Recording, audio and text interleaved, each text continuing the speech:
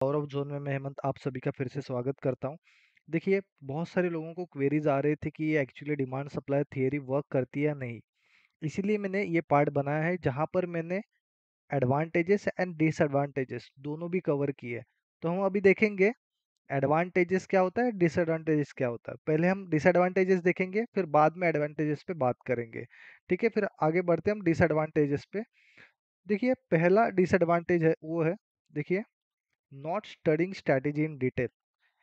ये demand supply strategy बहुत detail में है। अगर आप कहीं से आप 2-3 क्लासेस में आपको लग रहा होगा कि मैंने बहुत कुछ सीख लिया, ऐसा नहीं है। ये बहुत डिटेल में स्टडी है, आपको बहुत डिटेल में पढ़ना पड़ेगा। देखो, बहुत सारे टॉपिक्स है इसमें। अगर मैं आपको बताऊं तो देखिए, ट्रेंड्स आता है इसमें, फिर आता है multiple time frames, trailing stop losses, trade management, entry types, risk management, high probability zones, top down analysis, break of structure and और भी सारे बहुत सारे कंसेप्ट्स है इस थियरी में। तो आप वो सारे कंसेप्ट्स को पढ़िए और फिर बाद में इस स्टडी को आप प्रैक्टिस में लाइए, फिर आपको और डिटेल में आपको ये स्टडी समझ में आएगी। अगर आपको और अगला पॉइंट बताऊं, अगला पॉइंट है कब बायर बनना है, कब सेलर बनना है। डिसएडवांटेजेस की बात कर रहा हूं मैं। तो देखिए, बहुत सारे स्टूडेंट्स को या फिर बहुत सारे जो डिमांड सप्लाई थियरी फॉलो करते हैं उनको यही प्रॉब्लम आती है कि मुझे कब बायर बनना है, कब सेलर बनना है। वो डायलेमा में रहते हैं। तो इसीलिए आपको क्या करना पड़ेगा, मार्केट कंडीशंस के हिसाब से आपको ट्रेड लेने पड़ेंगे। और एक ये चीज़ है, सबसे ज़्यादा इम्पोर्टेंट चीज़ है कि कभी भी अगेंस्ट द ट्रेंड ट्रेडिंग नहीं करनी चाहिए। बहुत ही ज़्यादा रिस्की हो सकती है ट्रेडिंग। तो ये चीज़ों पे ज़रूर फोकस करिएगा। ये भी सबसे इम्पोर्टेंट चीज़ है। आगे देखते हैं हम अगला वाला पॉइंट, इम्प्रॉपर वॉच लिस्ट।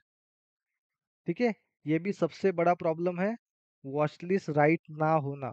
देखिए, आपके ट्रेडिंग स्टाइल के हिसाब से आपको वॉच लिस्ट बनाना सबसे ज़्यादा इम्पोर्टेंट है। अगर वॉच लिस्ट आपके पास नहीं है, बुलिश बेरिश, तो आपको पता नहीं चलेगा कौन से स्टॉक्स में शॉर्ट करना है, कौन से स्टॉक में लॉन्ग करना है। तो वो सबसे ज़्यादा इम्पोर्टेंट है।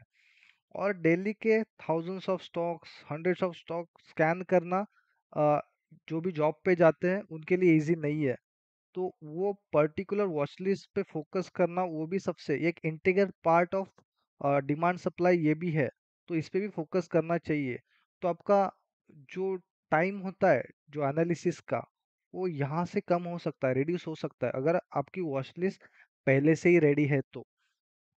आगे हम पॉइंट देखेंगे, नॉट बाइंग और सेलिंग इन प्रॉपर डिमांड और सप्लाई जोन्स। ये भी एक प्रॉब्लम होती है कि जैसे देखो, मैं यहाँ पर आपको एग्जांपल भी दिखाऊंगा आगे कि क्या होता है प्रॉब्लम।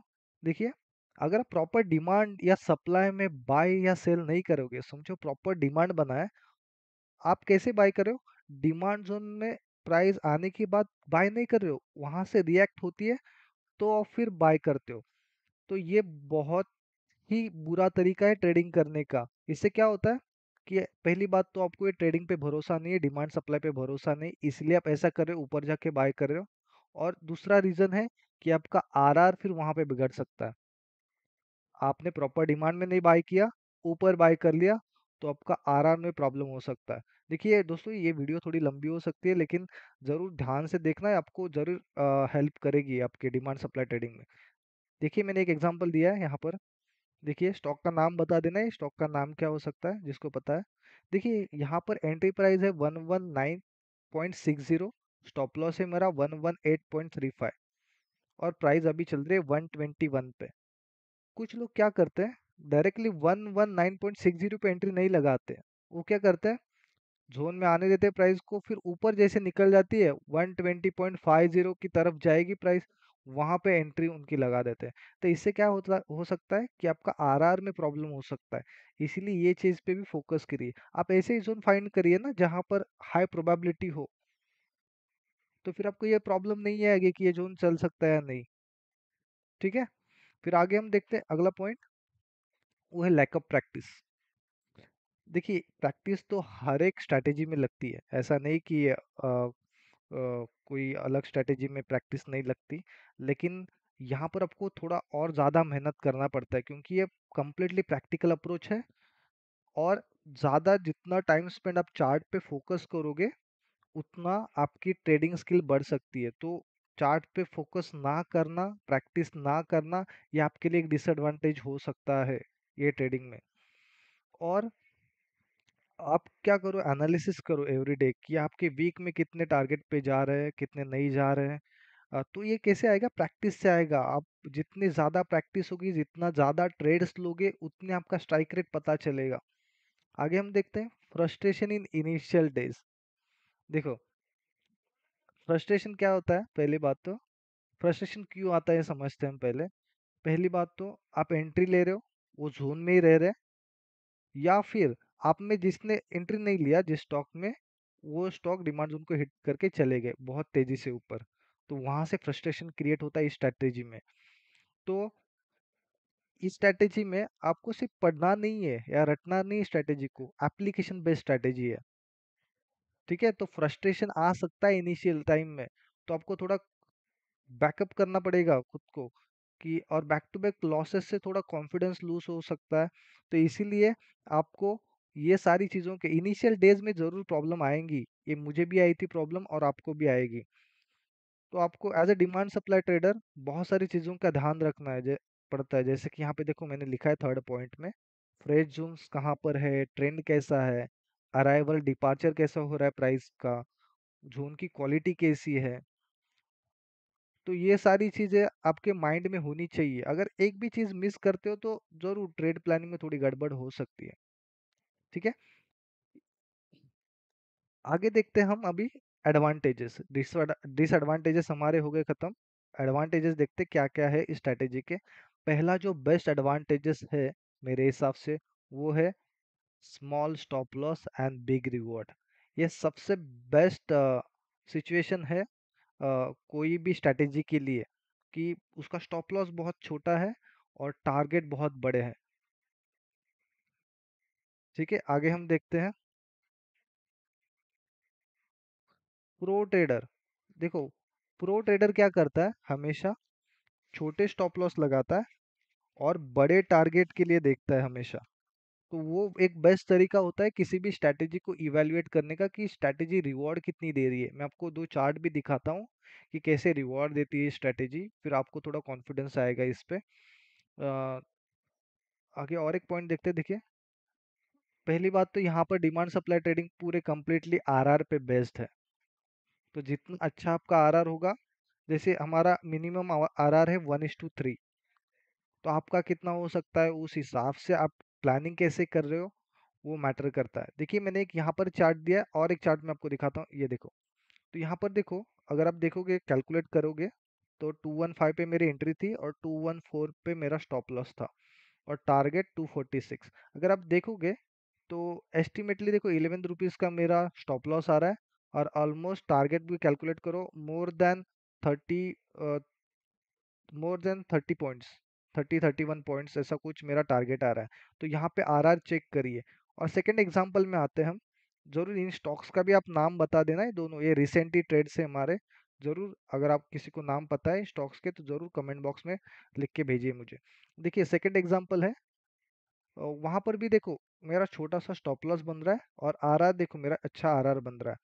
तो इस तरीके के ट्रेड लेना आप स्टार्ट करो। देखिए, डिमांड सप्लाई थियरी में यही इंपॉर्टेंट है कि आप कितना छोटे एसएल से कितना बड़ा टारगेट लेते हो। सेकंड देखते हैं हम, वो है systematic approach like algo trading. देखिए, ये पूरी स्ट्रेटेजी है एल्गो ट्रेडिंग जैसी ही है, जहाँ पर हम क्या करते हैं, लिमिट ऑर्डर लगा के रखते हैं, एंट्री स्टॉप लॉस टारगेट सब कुछ लगा के रखते हैं, और एंट्री को हम छोड़ देते हैं, like set and forget entry.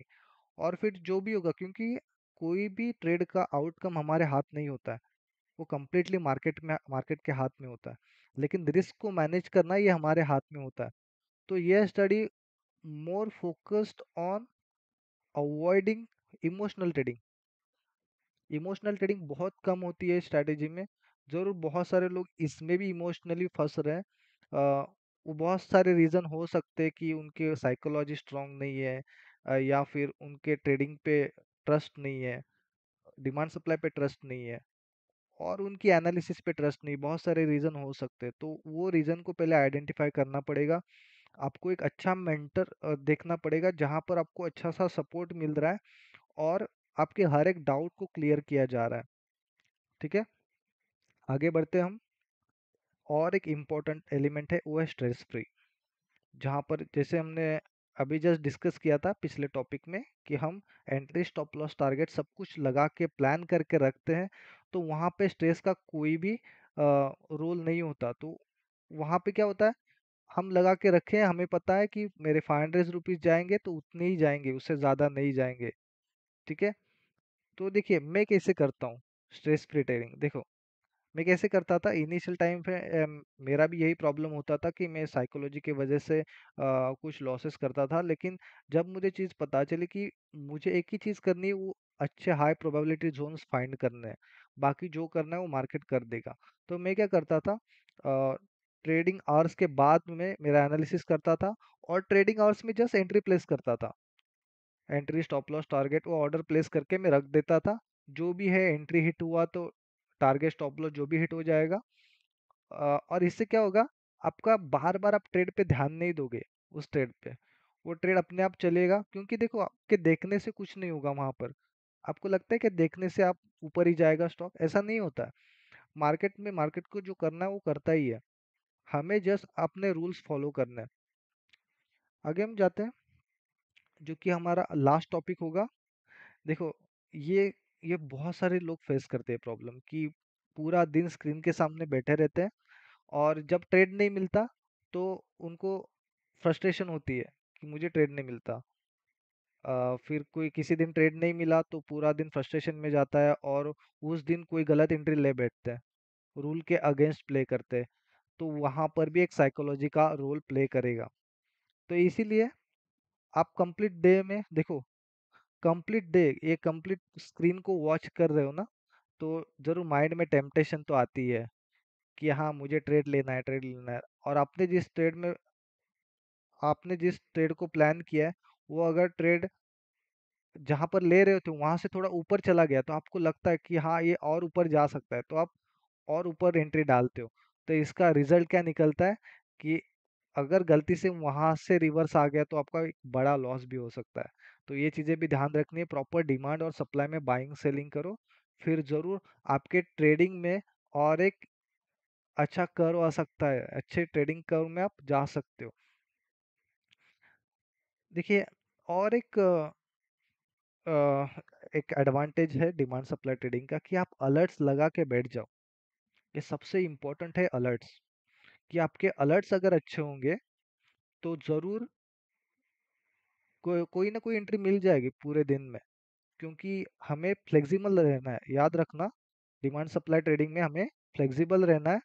ऐसा नहीं है कि अब मुझे सिर्फ डब्ल्यू आई टी ट्रेड लेने हैं, डी आई टी ट्रेड लेने हैं। जो फुल टाइम करते हैं उनको तो मल्टीपल पर्पजेस की ट्रेडिंग करनी चाहिए, D I T, H I T, W I T, M I T, जो ट्रेड मिले वो लेना चाहिए। ज़रूर ऑफिस गोअर्स के लिए थोड़ा प्रॉब्लम हो सकता है कि वो डीआईटी एचआईटी नहीं कर सकते, वो उन्हें फोकस करना पड़ता है मोस्टली डब्ल्यूआईटी ट्रेड्स पे। तो कोई बात नहीं, वो डब्ल्यूआईटी पे फोकस करे, लेकिन आप एक रूल सेट बनाना, आपका रूल बुक बनाना बहुत ज़्यादा ज़रूरी है। और फिर से मैं एक चीज़ बोलना चाहता हूँ, मेंटर अच्छा ढूंढिए जहाँ पर आपको एक कंप्लीट सपोर्ट मिले। ज़रूर, जहाँ मेरे पास आओगे तो भी मैं आपको कंप्लीट सपोर्ट दे दूंगा। आपको डिटेल में सीखना है तो मेरा नीचे देखो नंबर फ्लैश हो रहा है, मुझे कांटेक्ट कर सकते हो। फिलहाल के लिए मैं वीडियो को यहाँ पर ही स्टॉप कर रहा हूँ। ये वीडियो के पॉइंट्स आपको अच्छे लगे हैं तो ज़रूर लाइक कर देना। Thank you for watching this video.